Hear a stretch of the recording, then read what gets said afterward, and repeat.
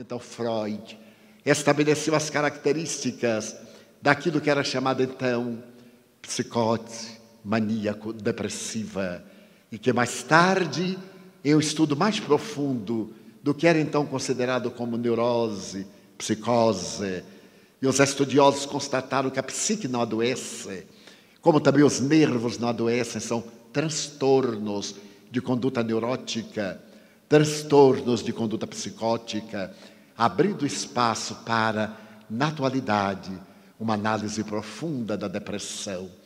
Vivemos, como estabelece a Organização Mundial de Saúde, o momento da depressão. Os últimos 25 anos são um quarto de século da depressão.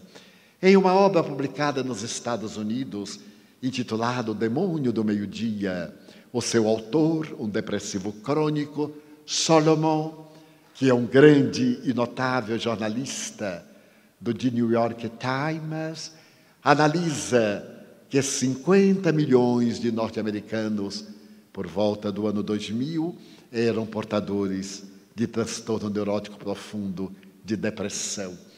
E que depois do atentado de 11 de setembro, mais de 10 milhões entrariam no mesmo transtorno depressivo até o ano 2010. Então, as estatísticas revelam que a depressão tornou-se de natureza pandêmica. Mas qual a razão? Porque a ciência e a tecnologia de ponta, os avanços notáveis da inteligência e da tecnologia, não conseguiram deter essa devastadora manifestação de natureza psicológica que nos aturde, que nos infelicita, que nos inquieta. Então, os estudiosos dizem que a depressão, como qualquer transtorno, tem causas profundas, particularmente na hereditariedade.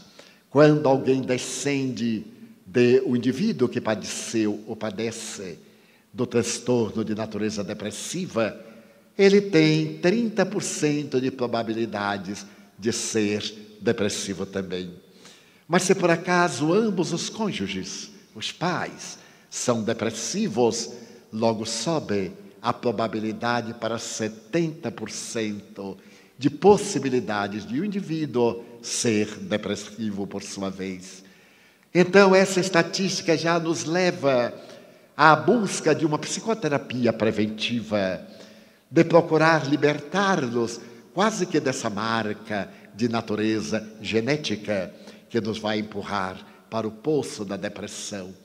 Também estabeleceram outros valores, aqueles de natureza endógena, além da hereditariedade, as enfermidades infecto-contagiosas, a tuberculose, a sífilis, a AIDS, a hanseníase, ou as sequelas dessas enfermidades de natureza infecto-contagiosa, proporcionando-nos, pelo choque da doença e pela falta de perspectiva da recuperação da saúde, mergulhar no abismo profundo da depressão.